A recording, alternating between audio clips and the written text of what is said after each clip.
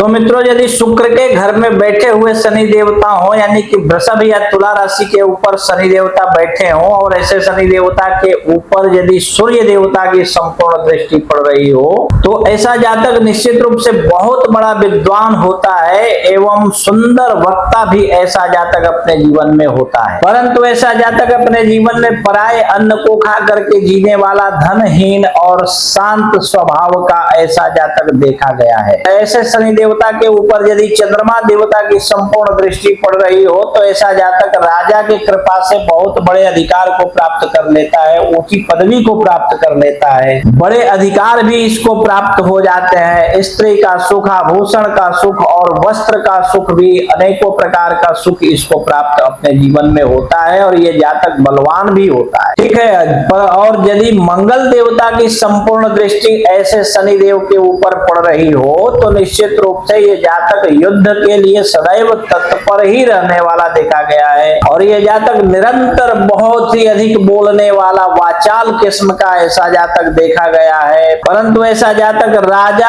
अथवा किसी बहुत बड़े अधिकारी के वजह से बहुत बड़ी कृपा को प्राप्त करने वाला अपने जीवन में होता है। ठीक है। और बुध देवता की संपूर्ण दृष्टि ऐसे शनिदेव के ऊपर हो, तो ऐसे जातक की मित्रता हिजड़ों से होती है, अर्थात शक्कों से, नपुंसक श्रेणी के लोगों से ऐसे जातक की मित्रता देखी गई है। निम्न प्रकार के सोच वाले लोगों से भी इसकी मित्रता बहुत ही देखी गई है और हास्य और विनोद में ये जातक सदैव तत्पर रहता है, किसी से भी हंसने वाली बातें और विनोद करने वाली बातें ही करते रहता है तथा स्त्रियों में आसक्त ये जातक देखा गया है, सदैव तत्पर रहता है। और गुरु देवता की यदि संपूर्ण दृष्टि ऐसे शनिदेव के ऊपर पड़ रही हो, तो निश्चित रूप से ये जातक सदैव दूसरों का उपकार करने के लिए तत्पर देखा गया है और ये जातक दूसरों का दुख देख करके दुखी हो जाता है। ये जातक दाता होता है तथा उद्योगी भी होता है, बहुत परिश्रमी अथवा कोई व्यापार करने वाला भी हो सकता है। परंतु ऐसे शनिदेव के ऊपर शुक्र देवता की संपूर्ण दृष्टि हो, तो अनेकों प्रकार के भोग वैभवों से युक्त, राजा के द्वारा गौरव प्राप्त और ये जलीय तत्व व्यक्ति होता है। स्त्री के विलास में सदैव तत्पर रहने वाला और रत्नादि पदार्थों का लाभ और भोग करने वाला ये जातक अपने जीवन में देखा गया है। ठीक है। तो इसी प्रकार से आप भी अपनी कुंडली देखिए और अपने जीवन के बारे में समझ लीजिए इसी प्रकार से। और इसके बाद भी यदि आपको समझ में न आवे, तो किसी कुशल श्रेष्ठ विद्वान ज्योतिषी को अपनी कुंडली दिखाइए और यदि कोई ऐसा श्रेष्ठ कुशल विद्वान आपको आपके आजू बाजू में ना मिले, तो आप अपनी कुंडली हमें दिखा सकते हैं। आप देश विदेश कहीं भी रहते हो,